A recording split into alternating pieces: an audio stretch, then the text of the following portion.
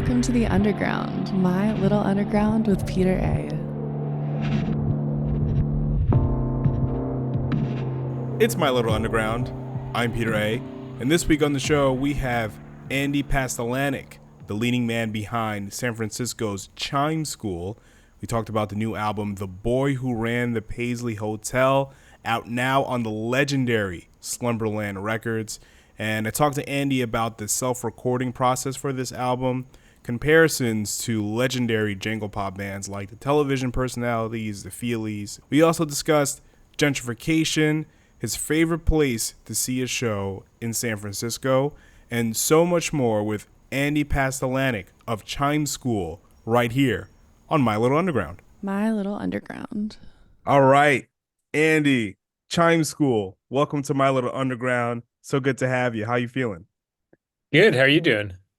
Pretty good. Pretty excited about the boy, such a long name, the boy who ran the Paisley Hotel. Yeah. Big congrats. What is the meaning behind this name? Well, kind of like playing off of the sort of referential nature of like the band name itself, about kind of like going to chime school, as it were. The album title is kind of a mashup of a bunch of different references. You have your like the boy with perpetual nervousness, the Feelies. You've got the boy with a Paisley shirt. You've got the TVP's references. You've got some kind of like Paisley Underground reference. You got a Bell and Sebastian reference in there. So there's a bunch of different kind of stuff with all that mashed together. The main reference is Biff Bang Pow had a record called "The Girl Who Runs the Beat Hotel." Which was an actual hotel in France that like beat poets used to hang out at in the 60s or 50s or whatever. And I kind of thought that it would be cool if there was like a Paisley hotel where like all the musicians hung out at. So that was sort of like a little bit of like an imaginary thing there.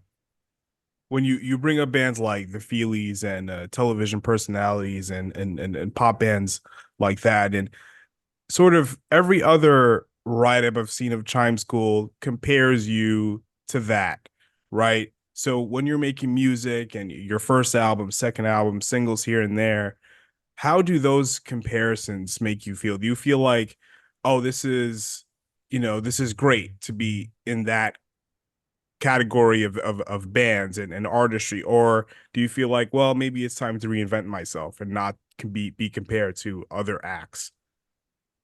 Totally. Yeah, that's a good question. I mean, I didn't really start writing my own music until like a little bit like later in life, so to speak, until I was like into my 30s and stuff.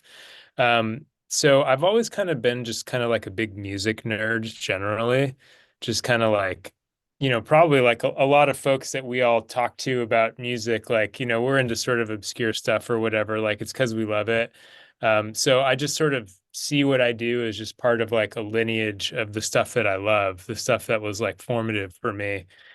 So I totally invite like comparisons, particularly if like, sometimes people will compare you to stuff where you're like, oh, wasn't really going for that. Like, I guess that's fine. But like, I'm totally cool with being thought of as like in the realm of the stuff that influenced me 100%.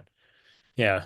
Yeah, honestly, like if I'm talking to, an everyday person that wants to know who Chime School is, the most accessible comparison is like the Stone Roses. Like that's the one thing Whoa. that like, okay, that oh, I understand. That's cool. It puts that into perspective when going into your music. And I think it makes it easier for them to listen and want to appreciate it, if that makes sense. Yeah. Thank you. Yeah. So when it comes to the Paisley Hotel album, you self-recorded this in your own studio. So like how long did it take for your studio to come into fruition? Um, well, it kind of started with the first record. The first record was like a little bit of like a bedroom pop sort of Sarah Records sound, mostly because I didn't really know what I was doing. And so like a more kind of like lo-fi or sort of like basic rudimentary drum machine sound was kind of like the first aesthetic that I could get that like sounded cool to me. But then I sort of learned a lot from doing that record. And there were a whole bunch of influences like indie bands from the 80s that inspired me that seemed to like all their records, even though they were like, indie bands or whatever, they still seemed to have this like big drum sound and this kind of like a great studio sound, even though they were like small bands or whatever. So I didn't know how to get that kind of a sound on the first record. But after making the first record, I started learning some stuff and I kind of decided that I could reach for sort of like a bigger, like sort of more professional sounding arrangement and production on the second record. So that's what kind of led me in that direction. Okay. So in your home studio, like what are some of your tools that you use? So my tools, so there there's no live drums on the record for one. So it's probably some people can tell, some people can't tell. It's all live samples. Like the samples are of drums, but it's all it's all kind of like arranged in the computer for the drum sound. So I don't have live drums in my studio. I mean, this you're right now. I know if this is all podcast, you can't see it, but my studio is just like a little room in this garage where my girlfriend and I rent a house, and yeah, it's just a room I covered in moving blankets, and I have like all my instruments in here and like some studio monitors and some like a little bit of outboard gear. And it's like a pretty like standard home studio setup, nothing fancy. All right. Because Yeah. the record sounds very big. It still has a little bit of that low fidelity aesthetic, but it sounds kind of big. It sounds very full. And then when I listen to like the Vaseline stuff, and they were on a small label at one time, 53rd and Third, and their stuff sounds like to the average ear, it's like, oh, it's very it's very raw. But to me, when Yeah. I'm listening to it, it sounds great. You know what I mean? Like I feel the same way about your music. Thank you. So when it comes to the process of self-recording and just recording an album in general, producing an album and all that stuff, the studio work, how long did it take you to understand that process? Well, it's still an ongoing process. I'm definitely no kind of like expert by any means, but the first record took a really long time. The second record moved at the pace of my own kind of like creative inspiration, to be honest, which is kind of a cool thing to get to that point where I was sort of able to keep up with my own my expert my ability as an engineer and a recording, artist or whatever was able to keep up with my kind of creative inspiration, which was a nice place to reach. This is the first record I've done where I've been able to do that, where I can kind of like, okay, I can get that sound and move on to the next idea. Whereas the first one was like, there were songs that just took like they went through so many different kind of like variations as I tried to be like, it's not quite the right like tone or like that drum sound's not right or whatever.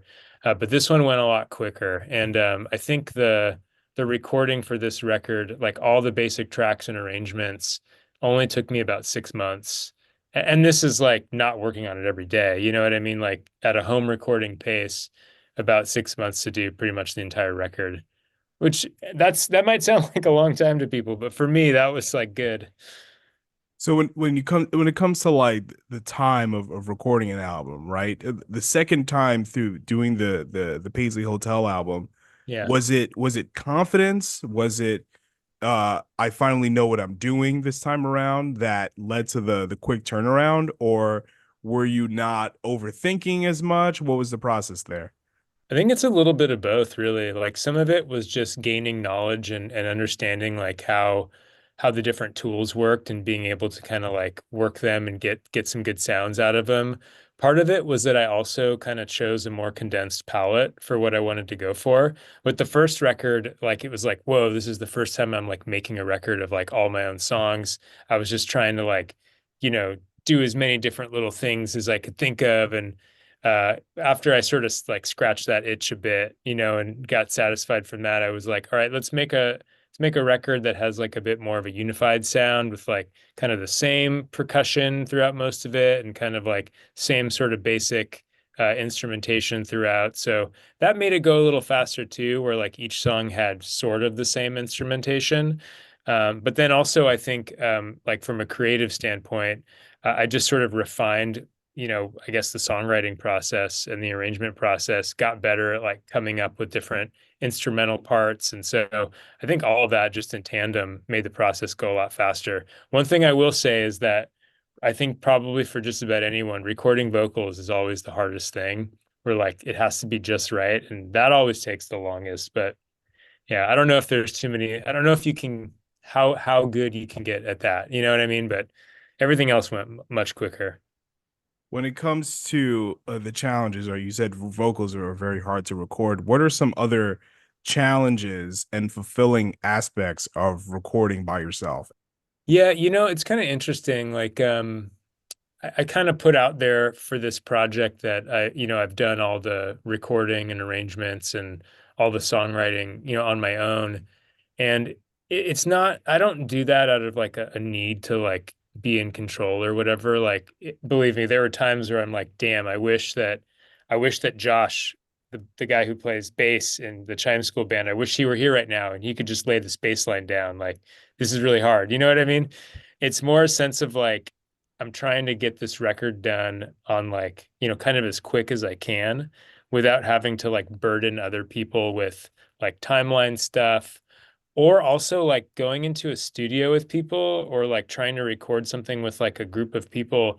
It kind of requires a lot of confidence on the part of like everyone who's involved, just because like, when you want to kind of enter a creative space, you want to be able to kind of like take your time to succeed or fail or take things in a different direction.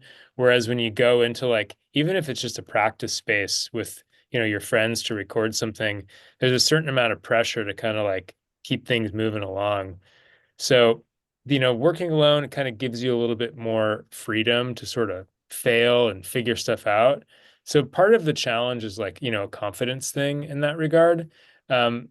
However, having said that, like now that I've done this second record, I do kind of feel that like I'm able to kind of like be creative in like a quicker way than it maybe I was at first, to where I do things a bit faster. And I think like I'd probably like to maybe do stuff a little bit more collaboratively in the future.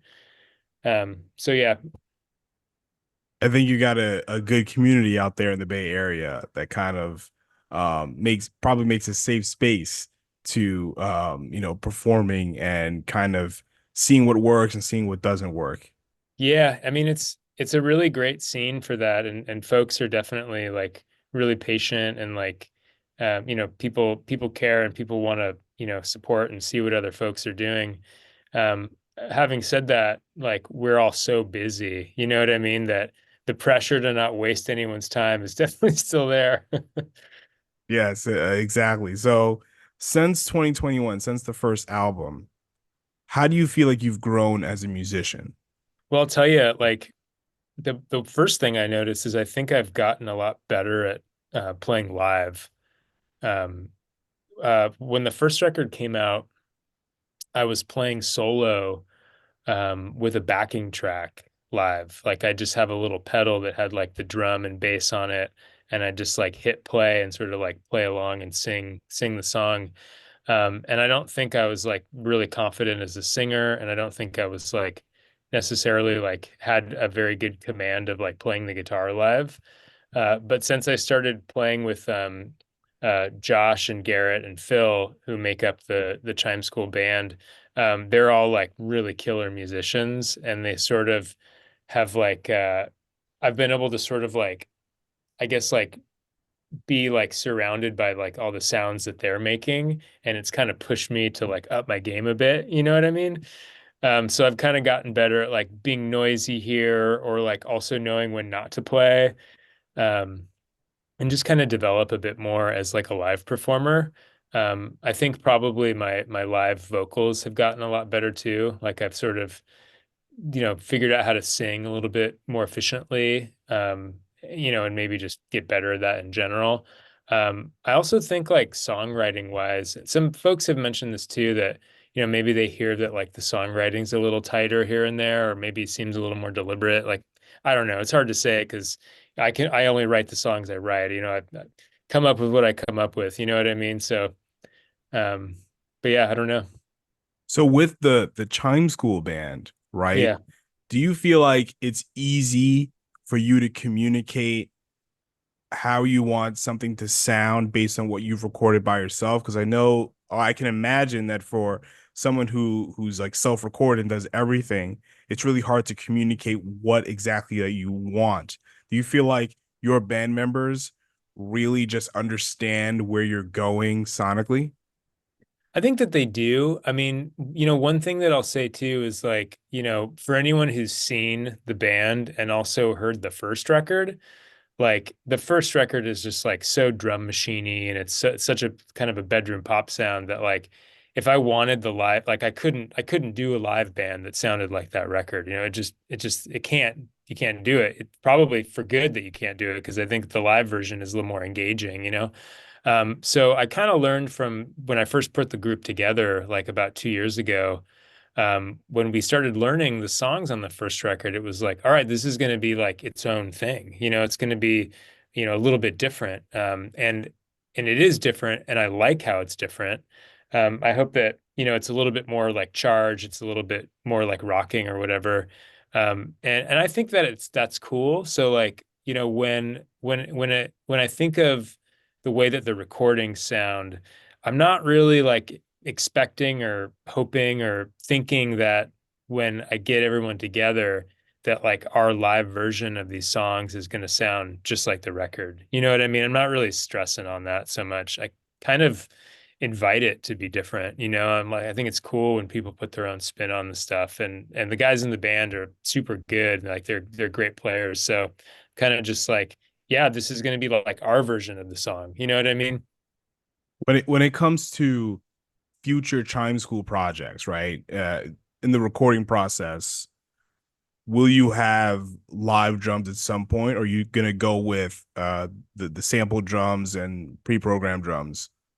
It's hard to say, Yeah. like I definitely want to cut some like full band recordings because like I like the guys are just too good to not do it. You know what I mean? Like I really want to do it at some point. But like I'm a drummer myself. And as a drummer, sometimes I prefer to program stuff. And part of that is because like I know what I want to play. I can program it how I'd play it, but I don't have to set any mics up. You know what I mean? Like I don't have to worry about like playing along to like a click or like playing along to someone playing the guitar. And also like, sometimes for me, the creative process of writing the song happens at the same time as I'm recording the song. So when you can just like, oh, I'm gonna like chop this part of the song out, I'm gonna put something else here. You don't have to worry about like, oh shoot, I just recorded those drums to tape. I can't change it? So like the flexibility for programming is kind of cool, but I mean, you know, it's also pretty rad to have like a shredding drummer like playing live too. So I don't know. Yeah, there's pros and cons. Do you record with analog, or it's all digital? It's all been digital. There's some stuff on the first record as I was like learning what I wanted to do that was recorded to tape. Um, but once I started learning in the digital realm, like I found kind of like I found the flexibility to be really like creatively liberating. Like I wasn't tied to like doing stuff on tape, which is great. Tape is great, but like, the flexibility is was really enticing and empowering. So let's go to 2023, right? You're the Coming to Your Town single, which I absolutely love. It's in my collection Oh, right thank you. now. And I understand you wrote this while you were sick with COVID, right? So Yeah. lyrically, did you see what how the world was reacting to COVID and its response? And you responded with kind of like a dystopian kind of a point of view. Yeah, for real. So like, so I didn't write the song. I recorded the song when I had COVID. That's when I did the instruments and the vocals Oh. and some of the lyrics. The song I wrote a little bit earlier, but to your point, the lyrics were like in a 2020. It was recorded in 2022. It came out in 2023. So in 2022, there was a thing going on in San Francisco where like, politically the city had been on this like really like kind of progressive kind of like momentum thing where like, there was some kind of like leftward movement politically.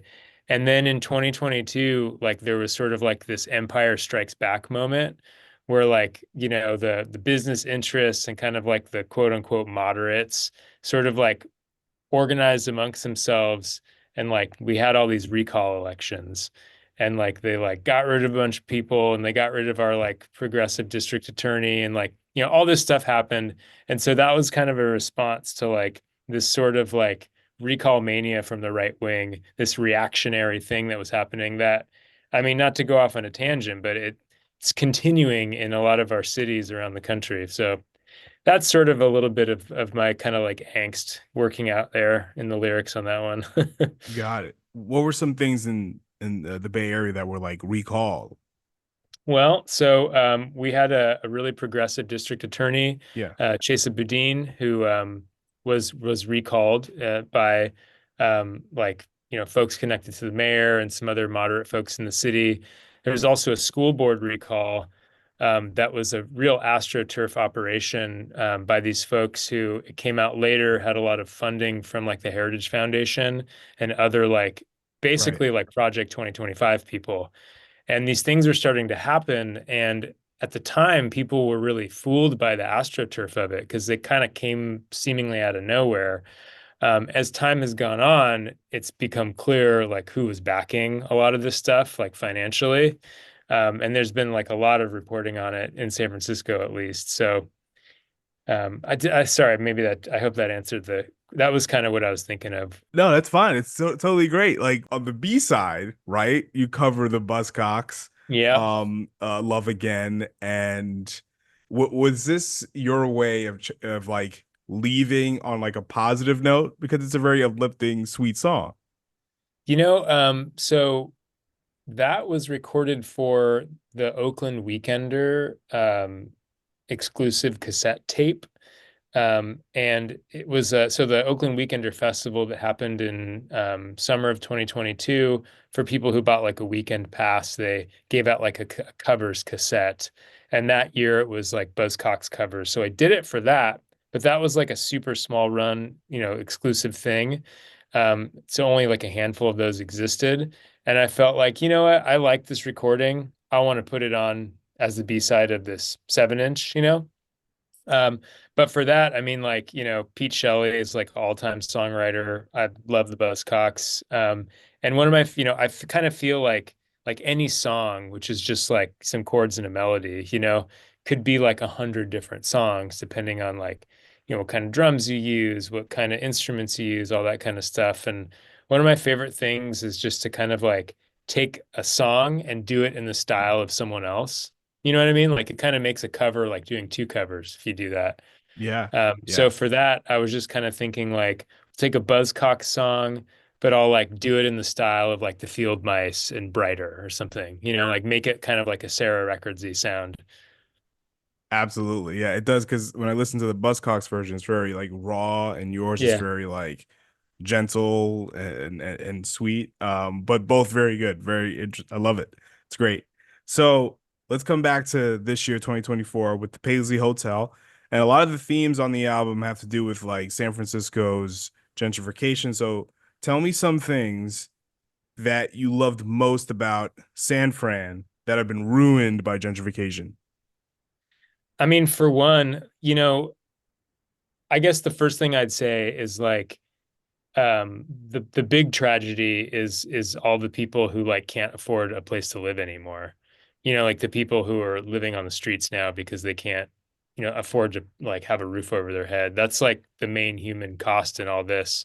And it's really awful the way that they're being vilified now by, even so-called, liberals or whatever, criminalizing homelessness and all that. That's probably the absolute worst thing, in my opinion. But just in terms of like the stuff that I've experienced and, the places that I miss, it's sad to see these like really, cool working class communities kind of become displaced. And also in the record, I just kind of talk about just a couple of things to kind of frame it, or some visuals. I reference the Castro movie theater, which is still there. You can still go look at it, which is good. That's nice at least, but you can't go see a movie there anymore.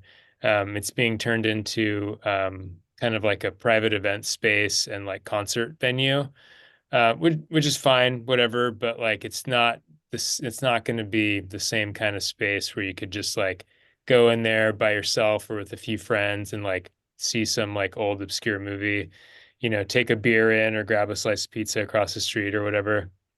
And then the other little reference is just this bar called the Attic that I used to go to a long time ago. Yeah. What about now? Like, what are some the Bay Area mainstays that you go see the shows, and would other, Bay Area acts come play or perform, or any other kind of creative people? Like, what are some of those spaces?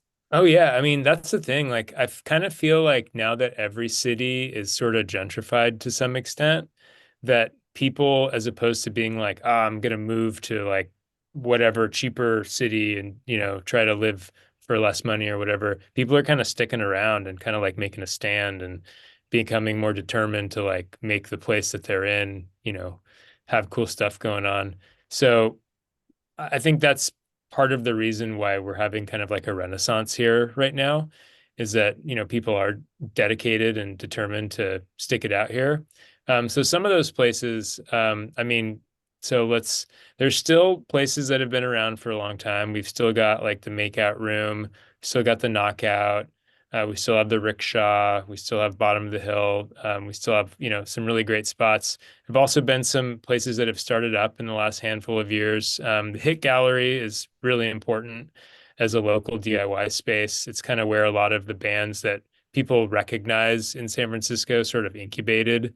That's Peter Hurley's art gallery, that Peter Hurley from April Magazine. Um, and then we've got the Four Star Theater, which is out in the Richmond, is doing really cool stuff these days. They're, showing movies, of course, and then also they're throwing shows. And the shows are really fun, and it's kind of like a really nice community thing that happens. Also, some folks have started throwing shows at the Edinburgh Castle again, which is a bar that's been around in San Francisco for a long time that's sort of like Scottish themed. And they used to have shows back in the day, kind of like earlier waves of indie, did a ton of stuff there, but they stopped having shows for like 15 years and folks started, throwing shows there again. There's great stuff happening in the East Bay too. The Stork Club is booked by Tony Bedard, who used to do the Hemlock, which was a super beloved DIY bar venue in San Francisco for many years. It's, was one of my favorite places back in the day. And he's doing a lot of booking at the Stork.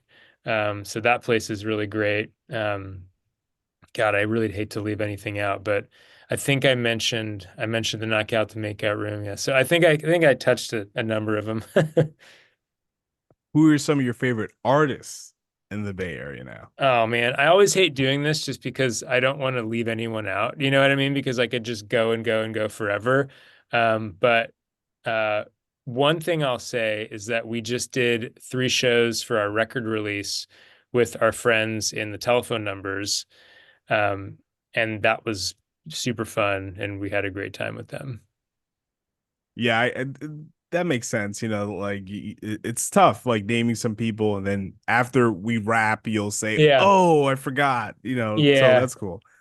Um, Andy, thank you so much for coming on My Little Underground to talk up Chime School, and the new record is so good. I love it. I'm still listening to Come Into Your Town as well. So this is your time to plug away, and please pronounce your last name for me one more time. All right, it's Andy Pastlananiec. That is how you say my last name. Got it. Yeah, as far as plugs, like we're going to the UK, we're going to France on a tour, so we're really excited about that. And then we are playing when we come back.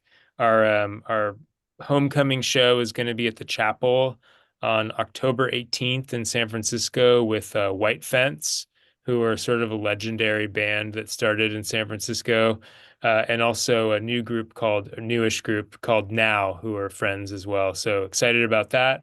And then we're planning a Pacific Northwest tour for in December. And aside from that, the record's not sold out, so check it out. Give it a spin. Anyone who's listening, and you can head over to Bandcamp to pick it up. All right. Thank you so much, Andy. I appreciate you. Thanks for having me. You got it. My Little Underground.